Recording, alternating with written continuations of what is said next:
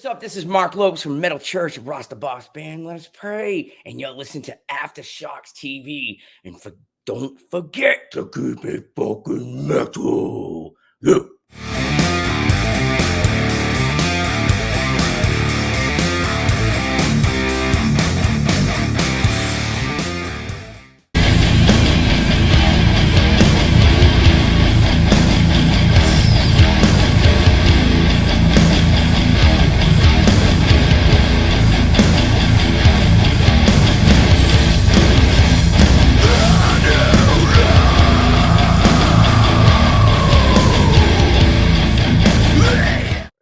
All right, welcome everybody back to another episode here of Aftershocks TV, right here on the CMS Network. And our guest today was coming to us from what I believe is really one of the best and most impressive doom metal bands on the globe right now. And they just released their self-titled sophomore full length. We've got from Birmingham, Alabama. We got drummer Erik from the band EMBR. Erik, man, thanks for coming on with us. How are you, bud? Good. Just got off a long day of work, but still living. All right, still alive. Still alive and breathing, man. Erik, great, man. I appreciate it. Like I said, man. And just want to start off and just say really to you guys, I mean, congrats on this really outstanding record here. It's just out now on Black. It's on Black Doom Records. Landed number 9 on the Doom charts for December. Just came out today, so congrats, obviously, in getting on that chart. That's always a great thing. That was great. Lot of great bands on that list. Mm-hmm. Absolutely, man. Got a lot of new listens to do. Oh yeah, absolutely, man. Well, I just want to, the first thing that before we get into talking about the music, obviously the first thing, looking at the record is this album cover. Obviously, I just want you to kind of explain what all that symbolism or signage is. I mean, talk about what that is right there that we're seeing on the right. That is actually, I think it was ancient Samaria. I can't remember ancient Sumerian writing, and it's actually the very first written form for the word liberty and freedom. Okay. Wow. So there's actually kind of a cool story behind that. Regardless of anybody's political beliefs, in 2008, I was a big Ron Paul guy. I don't know if you remember him. Of course. Mm-hmm. So when Ron Paul kind of came onto the scene, there was a lot of talk about anarcho-capitalism and voluntarism and things like that. And I had remembered seeing this symbol tattooed on a bunch of people and started researching it and things, and it kind of fell off the wayside, and I kind of forgot about it. And then when we started getting into writing this album and getting into the lyrical content, that specific writing or that text just matched the message of the album, basically. And we really liked how when we formatted it into this, what you see here on the cover, that it's simplistic and kind of makes you ask questions. Mm-hmm. Absolutely. So, yeah, no, well, I guess since we're talking about, what, the album means lyrically. Yeah, I mean, I'm just going to bring up, one of the tracks. You got the video out there for the track Yellow. Great track. It's one of the best ones, I think, on the record. And the song starts saying, and I'll quote it, "This is a story of your enslavement, how it came to be and how you could finally be free." And so, I mean, I personally kind of understand. I think I know where you guys are going with that, and I kind of agree with you pretty much on everything. I think that you're talking about lyrically on this record. I mean, I guess just talk to us. Yeah, expand if you can, Erik, a little bit on really the band's message. In terms of just what you guys represent in terms of a band, or is it just for this record you wanted to sort of speak lyrically? Obviously, there's some political leanings in it, but it's not a left and right, one side versus other side sort of message that at least that's what I'm taking from what I'm seeing lyrically. So why don't you kind of go ahead and expand to the audience here what you really are trying to, I guess, present lyrically on the record? Yeah, so pretty much all of us in the band kind of fall in line with either libertarianism or extreme libertarianism. I'm more of the extreme vein. Okay.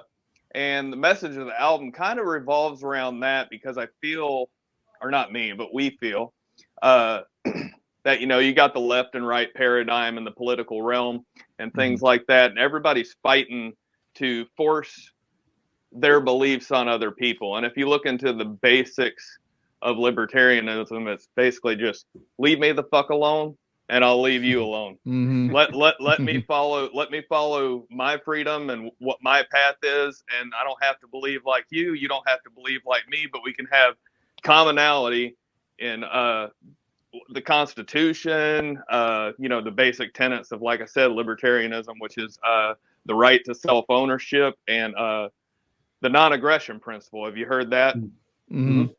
Yeah. So anything that implies or anything that requires force is not a good idea. Exactly.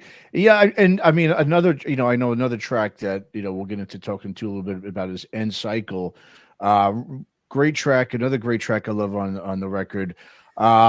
Same thing, sampling. There's some messages there. Do you, I mean, like I said, I'm with you on that in terms of, leave us, you even got a song here, Leave Us Alone. I mean, you really just, this is really what I obviously the strongest, the big, strong message you have on this record, as you just, referred to, is really just, like you said, I'll do me, you do you type of thing. Like you said, being in this, in the doom metal, sort of realm, if you want to call it, there are a lot of, there's a lot of people, once you start talking anything politically, whether, even though it's not, you're not really aligning yourself to either side of the paradigm, as you mentioned, they just hear one thing that they might get their, might disagree with or have their different opinion, and they sort of throw up their arms and they start, kind of getting all agitated because they think you're sort of, advocating for one side of the political sphere than the other. Have you guys felt a lot of the pushback over the years from your message from the fans, or have people been pretty open to what you're coming with? So this is actually our first album that we've kind of went along this route, and the world has changed a lot in the past 4 years, and we went along this route because we think that regardless of what one thinks about our particular message, the point of it is that the conversations have got to start opening up. And to be completely honest, people have to stop being so sensitive, get a little bit of thicker skin, because if we don't get to that point, we'll never have meaningful conversations. Agreed. Yeah. Right. I think that's a great point, Erik, too. I could talk about this all day long, and we've, obviously limited on time, but coming from Ireland, from Europe, I'd like to think we've got thicker skins. We're not pussies. We don't get offended by anything. You could give me your best shot. I'm not going to get embarrassed. I'm not going to get offended. I don't care. Let's just have the conversation and keep on going. But that's almost like a side conversation. That's definitely a couple of beers conversation. Yeah. But Erik, I listened to the album for the first time today, and I couldn't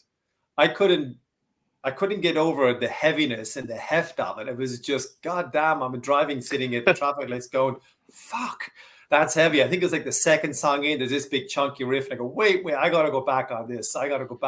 So for anybody who's watching this and they don't know who you are and you're picking up new fans like me today, what can we expect if they just, to use the pun, put the needle on the groove? What are they going to hear? What influences are coming out of that? Because I think it's just an awesome record that I hope it gets some traction.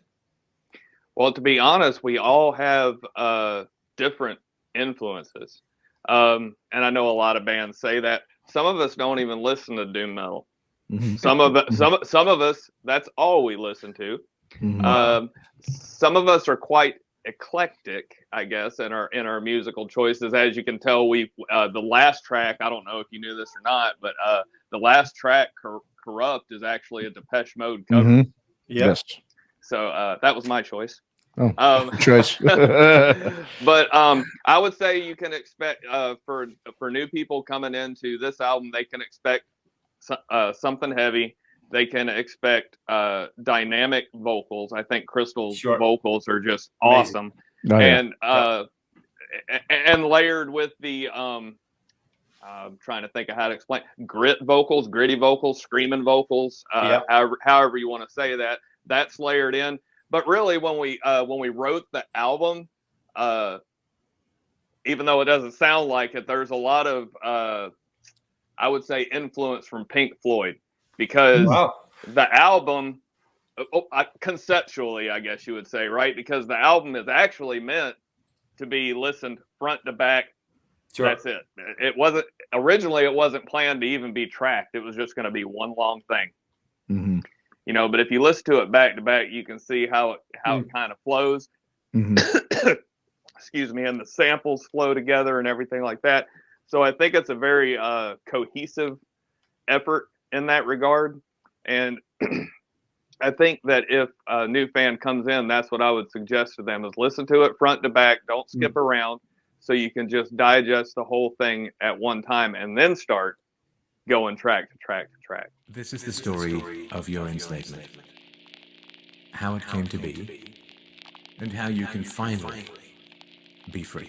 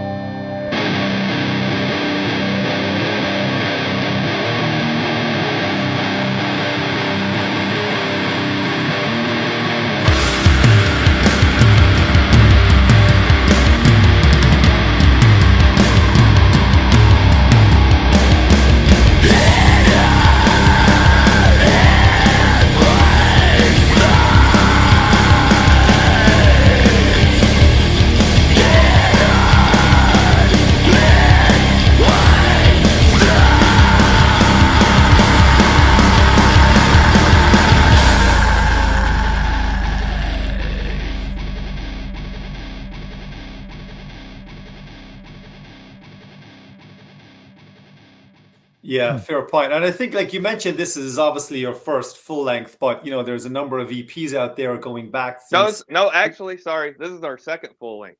Second full, apologies, second full. Yeah, But there's a yeah, number yeah. of EPs out there. Like I think there's 5 EPs since 2015. That's very prolific for a new band, doing air quotes. Was that always the plan, to just keep on going, or to just ended up going that direction because you had the time, the ideas? Well, to be honest, the first EP we come out with, that was money, right? Going to record. Being a young band, everybody's got to split the cost. So we were like, oh, what's our best 3 songs? Let's put this out there and see how it goes. And we've actually had a lot of member changes, because I'm sure the musician community understands that it's hard to find people that have the same vision and same drive and things like that. So we lost some members, and the same thing again. We released another EP, and then we lost more members, and me and Crystal didn't want to stop, right? So I wrote the songs, and we came out with 326 Spiritual Dialysis, and I played the drums, I played the bass, I played the guitar, the keyboards, the samples, and went and recorded it all on a click track in a studio, Lead Belly Studios, which is we record with them all the time. His name's Matt Washburn. He's an awesome guy.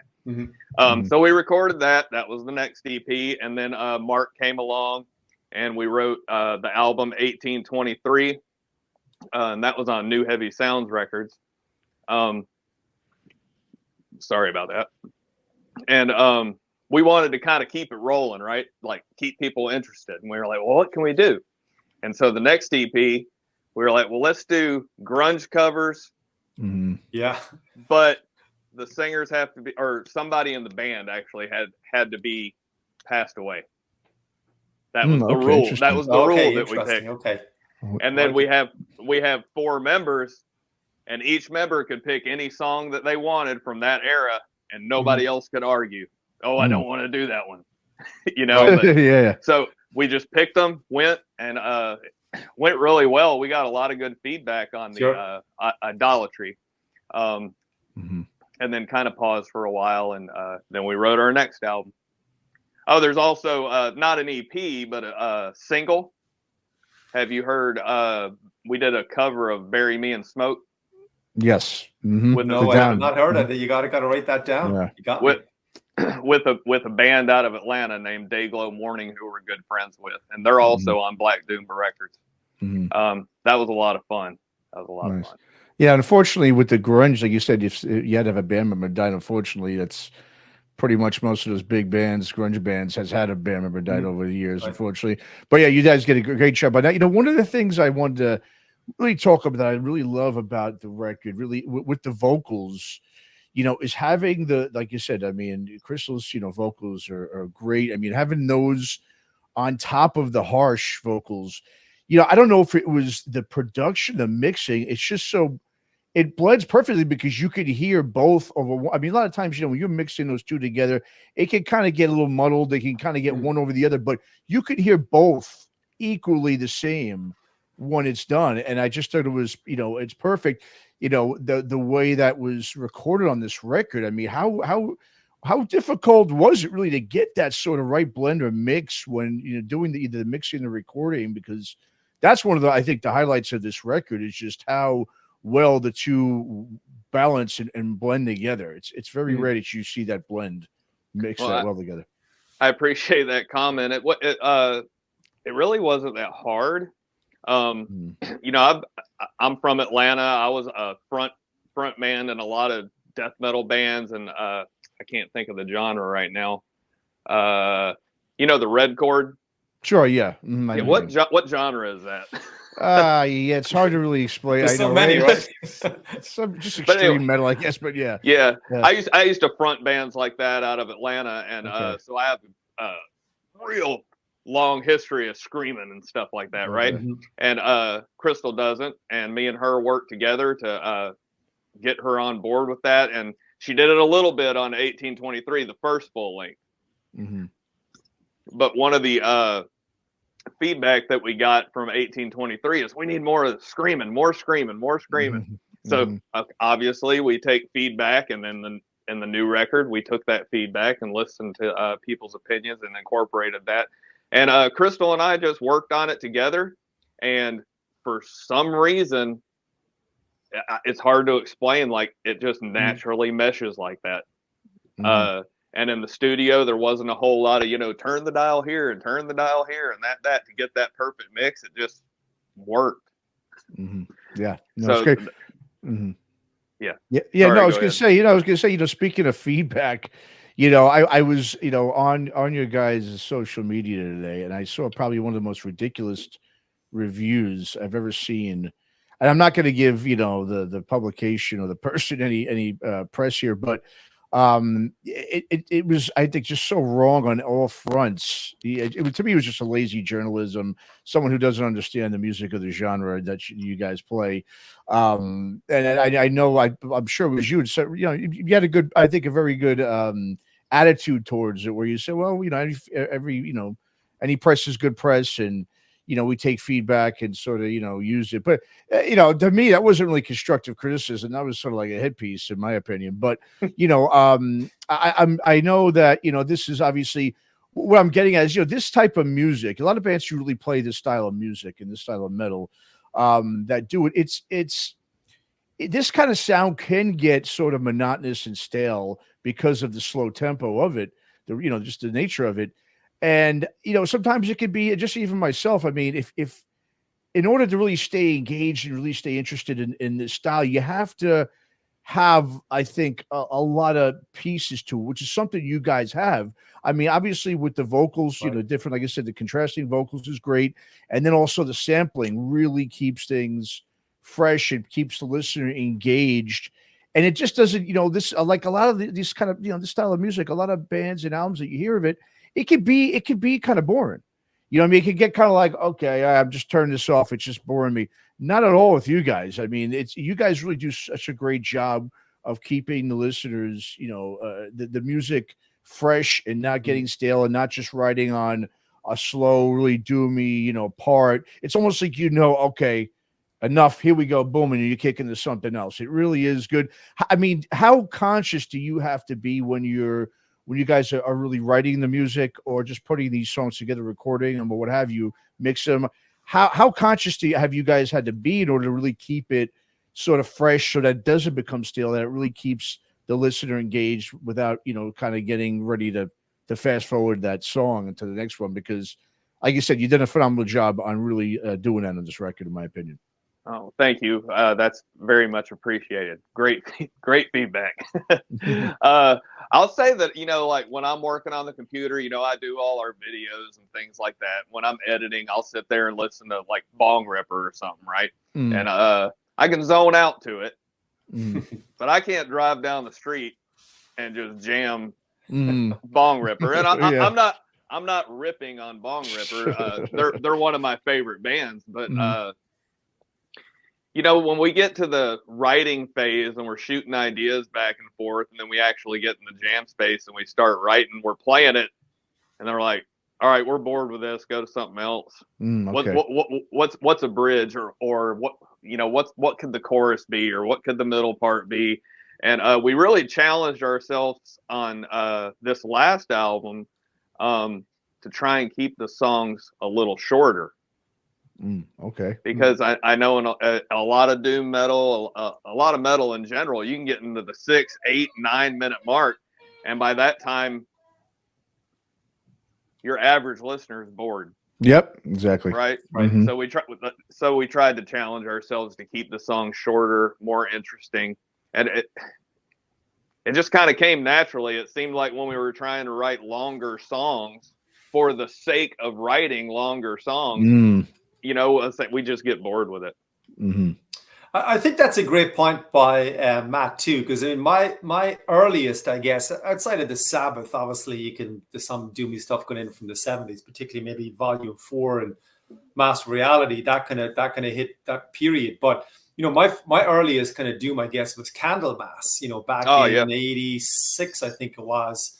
And I still love that album, but that had a completely different soaring vocals in that sense. It was awesome. I can't remember that. I think it's Leaf something, or that was the singer. I can't remember the name, but it's an interesting genre that can just get lost, because the presumption is this is just going to bore the ass off me. I'm not even going to give it a minute. And I think to Matt's point, I think you haven't done that. So anybody listening, give it a shot. Don't just see doom and sludge and go, not my thing, and move on, because it's not all of that. And the vocals kind of almost add this layer to it that you don't expect. So I think that's what the engaging part is. I listened to pretty much all the way through today in pieces, like from straight through, stopping and starting the car and interviews, whatever, meetings with clients. But, you know, by the end of the afternoon, I had kind of pitched it to myself and go, yeah, I'm going to go back on this again and kind of reevaluate. But one point I wanted to make too, you just mentioned reviews, and, you know, Matt said about that social media post about how much notice do you take of reviews, or do you just write for yourselves? And,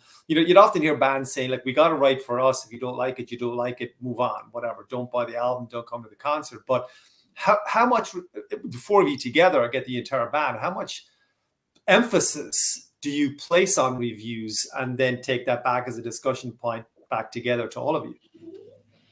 Well, first off, I mean, we are writing for us. We're writing what we enjoy playing. But in complete honesty, I would love to quit my day job. Sure. So I wouldn't say we take it super serious, and it kind of depends on what the review says. But sometimes people give the, I guess you would say, criticisms, right? And you're like, you know, it's your baby, right? The album's your babies. So sometimes your immediate reaction when you hear the criticism in our brains would be, that asshole, you know. But then you kind of stew on it a little bit, and then we'll go back and listen to the album again, all each of us individually or whatever. And we'll come back. We'll be like, you know, what that guy said made a lot of sense. Maybe we should take into consideration his opinion and just and try it out. And if it don't work in the jam space, throw it to the wall. And if it don't stick, it don't stick. But some of the opinions matter. Some of them, like the hit pieces, he might have said, or they might have said one or two things we might take and try or whatever. But we try and listen. We're there for the fans, and ultimately, as a musician, you're there for yourself and the listener. You want to write things that people enjoy as much as write stuff that you enjoy.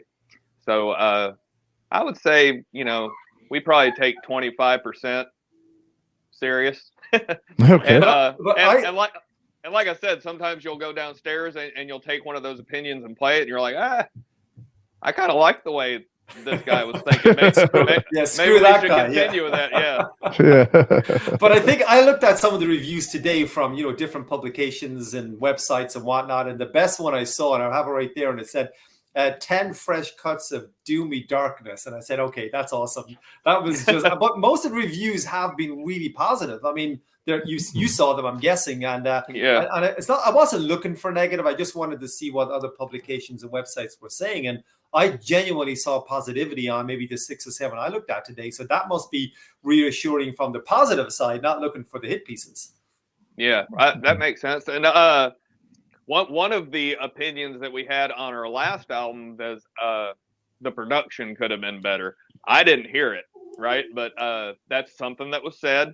And when we went to record this album, we took extra time on the production side of things, on the mixing and things like that, to try and get it zeroed in a little bit more. So that's something that we took to heart, I guess you'd say.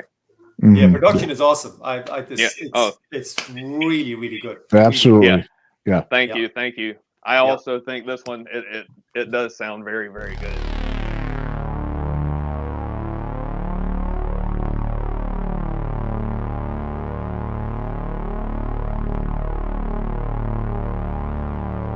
The feeling is definitely there. It's a new morning in America. Fresh, vital. The old cynicism is gone. We have faith in our leaders. We're optimistic as to what becomes of it all. It really boils down to our ability to accept.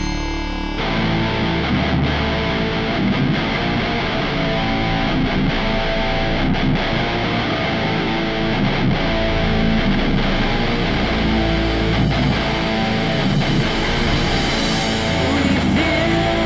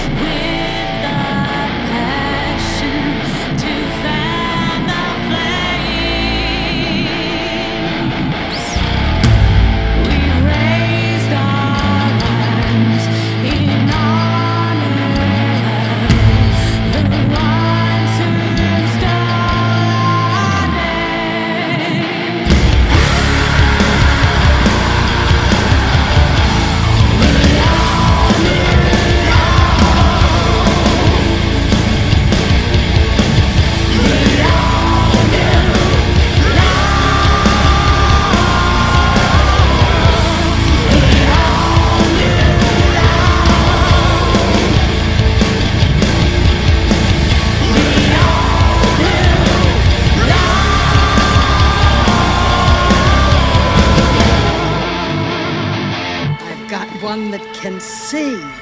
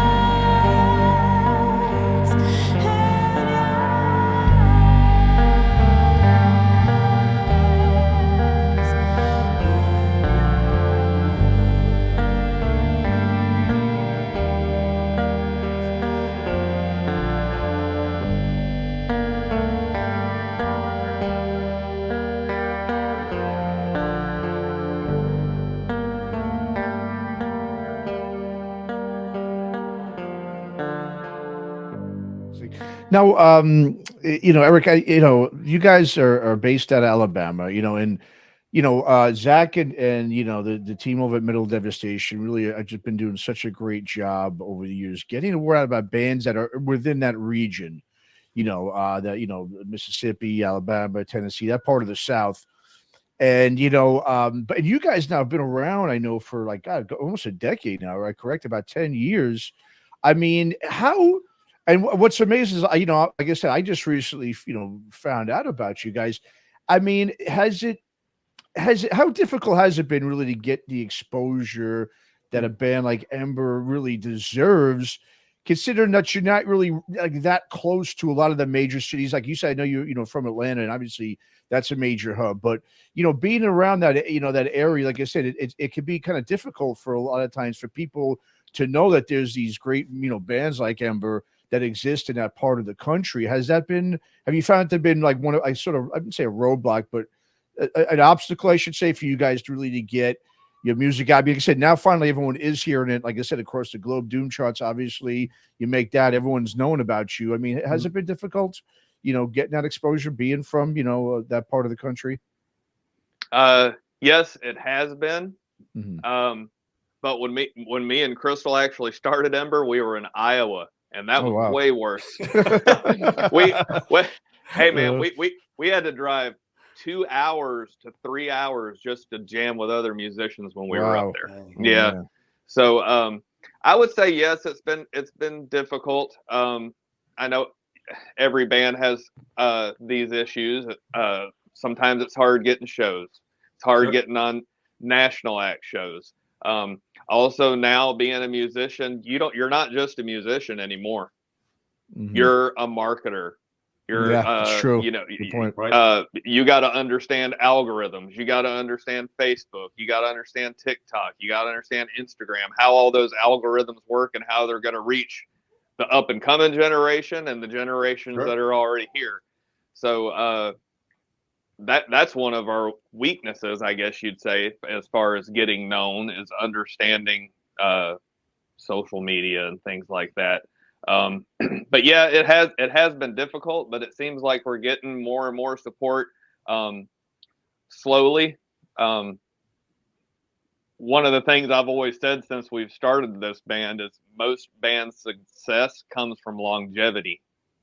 You know, a lot of these bands that come out of nowhere, and you're like, whoa, man, where the hell did Ghost come from? You know, right? But then you go research it, and they were together 10, 12 years before they blew up. So it's a lot of work in it. It's a lot of grinding. It's a lot of figuring things out. But I do think that the internet environment is difficult to navigate. Mm-hmm. Yeah, I saw Ghost actually a couple of years ago. I lived in New Jersey, and I saw him supporting Iron Maiden. I mean, you know, Maiden is a hardcore metal band, and Ghost was supporting. There was 20,000 people there, and they went down really good.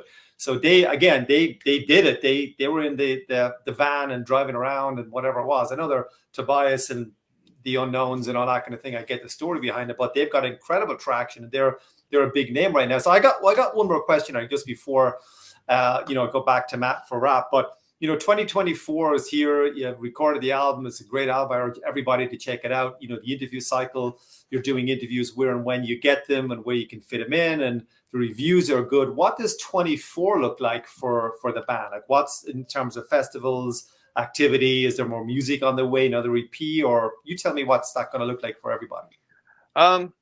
Well, first, let me show you this. This is something that we just recently had made. I don't know if you can see that very well. I can see it. Mm-hmm. Yeah. Okay, so right now we're going to be selling this at our live shows, but this is a bunch of art that I did for the album. Sweet. Let me see if I can show this. So it's basically like a big lyric book. Oh, wow. So very cool. That's pretty cool. Yeah, that's really cool. And so every page has got a message, kind of tells you the message of the songs a little bit, right? So we're going to be selling this live. We have 50 of them right now, but then hopefully we're going to start offering packages with this on the internet. We're going to start playing more shows out of state. We got a show booked in Florida. We got some shows in Tennessee. We're actually submitted to be on Tennessee Metal Fest. Nice. Nice. Trying to get more out of state, get into doing more mini tours or little runs. Mm-hmm. You were speaking about our difficulties earlier. That's one of the difficulties, because we all have full-time jobs, right? So it's not like you can just drop everything and go on a 2-week tour. So that's one of the struggles. Yeah. We are talking about doing. I mentioned we did the Bury Me in Smoke with Dayglow Morning. Mm-hmm. We're talking about doing a cover of Corrosion of Conformity's Albatross. Nice. With another band out of Atlanta named Thrum. We were also talking about another Idolatry EP, but this one, it's just pick whatever you want. Oh wow, random. Wow. Yeah. So I'm kind of thinking I might pick Guar's The Road Behind. Oh, nice. Okay. You gotta put on the gear. You gotta put on the gear. You gotta put on the gear, right? But right now it's focusing on promoting this. Like I said, the book, getting out of state more with shows. But we are going to try and record probably at least 5 different songs this year, whether it be for the cover, the cover of Albatross that I talked about, or another Idolatry, and put that out and just kind of keep things in motion. Me and Crystal are also working on her little solo album, not album, EP. So trying to do that where it's more all electronic. Oh wow, okay. So wow. Some interesting things in the mix. Very cool. Yeah, and I think that Idolatry thing is, series. If you have multiple albums of that, I think that's a great idea to do. Put out 3 or 4 type of songs that are covers, and then, like I said, the covers that you've done. I think you did a great version of Down. The Stone Temple Pilots. That was I thought fantastic. That thank you. When that came out, yeah. And like you said, and I think you brought up a great point, too, Erik. Before about, you're right. Longevity is the key these days to getting noticed. It's like they said, these days you have to be a band for, like you guys, for 10 years for people to finally really, to spread out. It takes really that long, and you have to be consistent, as you guys have been putting out new music. And obviously it's all evidenced with this, great, sophomore full length that you guys have out that everyone needs to check out right now. Of course, it's EMBR. It's out now on Black Tuba Records. So, Erik, why don't you go ahead and just let the listeners and the viewers know where's the best place we could send them to, buy merch, keep up with the band, whether you guys play shows, all that good stuff. Well, you can access everything from EMBRrockband.com. Okay. All our videos are there, our EPKs, all our links, our merch. We don't sell our merch directly. We actually go through a local company named Amplify T. Okay. And they print on demand, but we've got about, if I had to throw a number out there, I don't know exactly, but I think it's like we got about 15 shirt designs on that site, and you can get each one like on a hoodie or a girly tee or whatever you want, right? Mm-hmm. So that's on our website. Of course, we have our Facebook, Instagram, and we're actually trying to rebuild our TikTok, because our TikTok this is my fault. I lost access to it. So I had to start it again. So, but we're on all the social media sites, but you can access all that just from EMBRrockband.com. You can access our Bandcamp there as well. Nice. Fantastic. Yeah. Well, like you said, and like you said, I'm sure you're so much, like you said before, you're not just a musician now, right? You've got to be this marketer online. And I mean, the amount of time, even just with doing our show, the amount of social media we got to do, it's just so time consuming. It's not even funny. But like I said, everybody is starting to take notice of you guys, and this record here is just proof of that. It's a phenomenal record. EMBR, out now on Black Tuba Records. Go ahead, everyone, and check that out. And yeah, Erik, we really appreciate you coming on, man. And I hope to see you on the road sooner than later. And I'd love to check you guys out live. So hopefully we do see you out there hitting the road as soon as possible, and get on some of these festivals that we whether here or overseas or whatever. I'm sure people are going to be taking notice, no doubt. Awesome. Thank you. Well, I really appreciate the conversation. I thought it was good, constructive, good feedback. So pieces, yeah. yeah. Nice. I had a lot of fun. I really appreciate it, guys. Thank you. Yeah.